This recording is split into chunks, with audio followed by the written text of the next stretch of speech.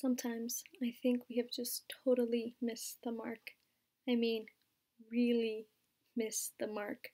We know of God and His majesty, His unfailing love and everlasting mercy. We sing of it all the time, in fact, so often that sometimes I think we miss what we're saying.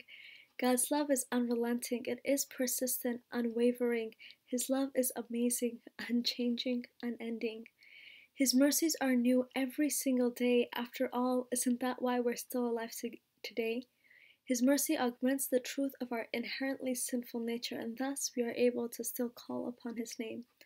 No one is worthy of such an honor. It is a privilege that He has given us. So where have we gone wrong? Where is it that we have infiltrated His simple yet profound truth into our own way of thinking and our own desires? Isn't it funny how sometimes what we have been claiming to do for Christ for so long actually has nothing to do with Him at all? When and where did Christ's plan of salvation become jumbled among our own thoughts? Salvation is by grace through faith. No, it isn't by our works. It doesn't matter how good we profess to be. It's His love that has covered the multitude of our sins and His grace that has abounded for us in everything that we do. You see, we have corrupted His love by perceiving it as something that we can refine, but His love is perfect. It has stood even since the beginning of time. He loves us not because we love Him or not because we have seemingly come to Him.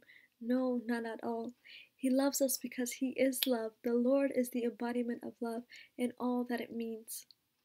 You see, Jesus Christ, creator of heaven and earth, holy, righteous, and perfect in every way. He left His throne in heaven to come to this polluted place called earth. But why did He come? Christ didn't come to preach. It wasn't to perform miracles and to talk to the Pharisees. Christ didn't come to teach and rebuke.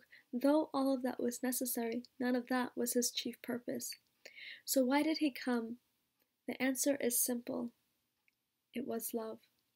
He left where He had been before we had even been created to become like us and walk as human, to show us what love is all about. He came to sacrifice His life on our behalf, the ultimate expression of humility, to show us the extent of His love for us. This unchanging love that we can never add to or take away from, regardless of what we do.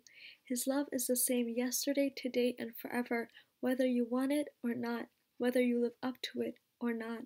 So holding on to this truth, let's open our eyes and get our lives back on track, back to the target, the mark that we're supposed to be at.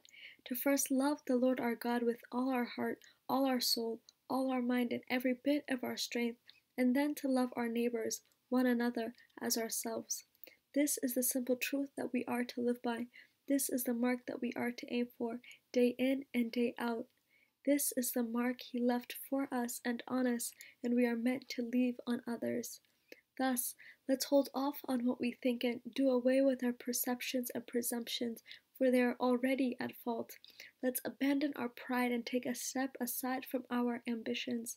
Let's redirect our steps and renew our minds to take heed to His love, to show those around us that which we have received from above. It's time to stop missing the mark, time to redirect, to reach forward, time to press toward the ultimate goal. It's time to love. God bless.